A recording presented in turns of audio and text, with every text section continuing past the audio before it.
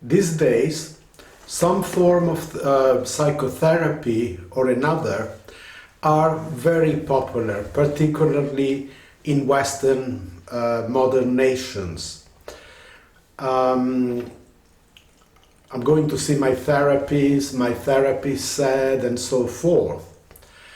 And I'm definitely not knocking it down, because I myself, I was under therapy for about 4 years in my 30s. And it's very interesting what we can see about us from this practice, if we are with a good therapist and in good surroundings, okay? Not always. So you go back very often to parts of your childhood where certain things happened which really conditioned your mind, your heart, your way of behaving, your way of talking, your way of being. You know, if you feel you were very badly treated by a parent, let's say, for example, this parent is a male, then you might grow up having serious issues with males. And it is only when you go into therapy then you begin to realize it's not just the problem with males, but is the problem of what has happened to me. And I project the past into the present and I color it by those memories. So once you can lift that and you begin to feel in a new way, more free, not conditioned by the past, your life can really improve.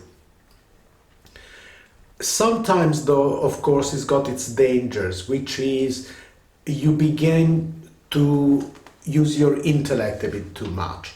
Although really good psychotherapy, it's more of feelings that you bring up and you work through them and you release them. Nevertheless, there is quite a place occupied by your intellect, because those feelings then you have to reason them through, you have to place them, you have to give them a meaning and an outcome. And sometimes you can get caught in some time of whirlpool, you know, oh, maybe it was this, because of that, and you begin to always find the reason in things.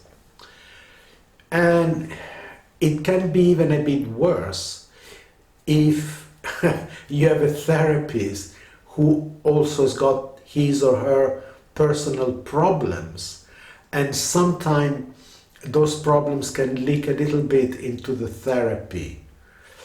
So, but anyhow, overall, I'm quite happy of these few years when I was so dedicated to it. There was even a time I was going twice a week. And I did also, I was very interested and very keen in form of therapies that also involve some kind of physical movement. That's why I quite enjoyed Reichian therapy, which sometimes in some schools of Reichian therapy you release emotions by shouting. If you have anger, you beat on a cushion and so forth. And in another school that I really enjoyed, actually they give you, instead of sitting there and talking, they give you a massage kind of. They work on the tensions in your muscular system, and you are releasing these tensions. So the outcome after a few years was I stopped my therapy because I thought, well, okay, this is enough now. I can't spend all my life doing it. I had to then counsel my therapist a little bit, because he almost had a breakdown when I told him that I wanted to stop. It was a little bit like if he had lost somebody. And then I said, okay, now I think I can continue on my own. And for another few years, I kept on going deeper and deeper and writing. I wrote quite a few notebooks, of that stuff. I mean, I could have written a whole book, going deeper and deeper. And all the time looking at one thing, which was that final release, okay? I like you to really understand that, the final release. Because some psychotherapists were talking of a final release. You finally clear all that stuff up and wow, that's it. You are born again, kind of thing. So I kept on working and bringing more stuff out, but that final release wasn't coming. A very interesting thing was coming up, but that final release was not happening. It was like the more I dug into it, something else would come up. Because tens of thousands of events happen in your life, and I began to realize that we can't go through each one of them and pick them out like that, and find a solution to them. Now, even then in my 30s and 40s, I had been meditating for many years, since the age of 18. But I gradually began to get more and more interested over the years in mindfulness. And Buddhist, particularly the Theravada, the original school of mindfulness, which is just observation without judgment. And I've got a playlist on mindful meditation with quite a few videos. I'll give you the links, you might be interested in it. So at first you just begin to be aware of your body, whether it's tense, whether it's tightened. You become then aware of your breath, whether it's free and deep and slow and joyful, or whether it's tight and so forth. And so you release the breath, you release the body, and the mind automatically begins to relax. You then start having a better relationship with your mind, with your feelings, meaning you don't fight against them, you have a more soothing, more motherly kind of attitude of gaze unto them. Now, most people who go to Theravada Buddhist centers to meditate, normally that's as far as you get. I've seen most of them, that is as far as you get. Also because the teachers, they think that's far enough, that's what people need. There is only very few are interested to take a further step. Now, the further step is then, so we have seen mindfulness of body and breath, and the next step is more, you start really beginning to become aware of your feelings and emotions and mental states and attitudes. So the way I approached it, what it really taught me was that you begin to become aware, just be mindful of feelings that keep on occurring. Not trying to change them, not to fight them, not to create a conflict, not to make them bigger by watching that, just becoming aware. Oh, anger, and maybe after 2 hours, anger. And after a few hours, anger. So the mindfulness comes that there is quite a lot of anger coming up, because most people who are really angry don't even realize it. They don't think there is anything wrong with it or with them. But you have this kind of feeling that is a bit destructive, because I understand some anger, we need it. I'm not a holy man, Sometimes we need to say no, enough, and we need to say it loudly. But there is a time when this feeling starts getting over us. It starts to take over our being, this thing coming up and coming up and coming up. Could be anger, could be arrogance, could be the need to be worshipped and seen by everybody, and so forth. So, but let's stay with anger just as an example. So, anger, anger, anger. I then go to the next step, which I begin to see the patterns of the mind. Then I begin to see my mind is quite an angry mind. So it's not that now just a thing that from time to time a certain feeling of anger comes up.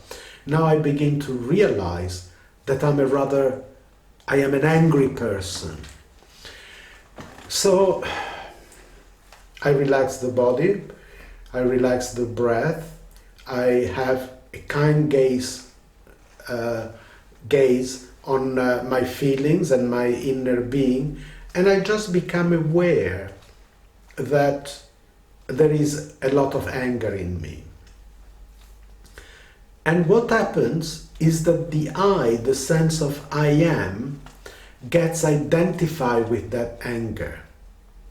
So I'm angry because you did this, I'm angry because he did that, and I'm angry because she did that. So this I starts being full of blame and feeling in conflict all the time and so forth. So I become those tensions. All right?